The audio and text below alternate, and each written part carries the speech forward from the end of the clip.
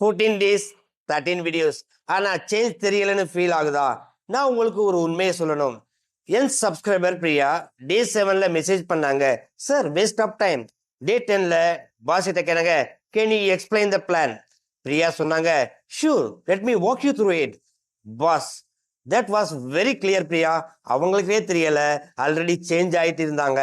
Look what you actually ஏன். Week 1ல சி டஸ்ன்னு சொல்றாங்க, வெரிக்கு பதிலா எக்ஸலண்ட் சொல்றீங்க. வேர்ட் ஆர்டர் சேஞ்ச் ஆச்சு. வீக் 2ல ஃபியர் இல்லாம பேசுறீங்க. டென்சஸ் சாலிட் ஆச்சு.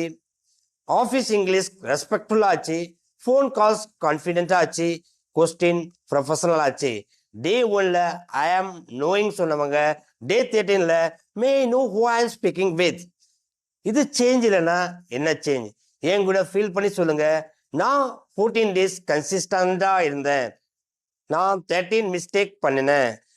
வீக் 3ல நான் இன்னும் ஸ்ட்ராங்கா வருவேன். இதை நம்புங்க, இது 100% உண்மை.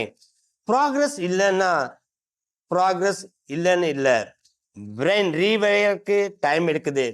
Trust your 14 days. மோஸ்ட் பவர்ஃபுல்லா தோணிய டே எது? கமெண்ட்ல சொல்லுங்க. லைக் பிளஸ் ஷேர் ஒரு ஃப்ரெண்டுக்கு ரீச் ஆகட்டும். வீக் 3ல வீடியோ மிஸ் ஆகாம இருக்க சப்ஸ்கிரைப் பண்ணுங்க. ஃபாலோ 30 டே ப்ரொஃபஷனல் இங்கிலீஷ் சீரீஸ்.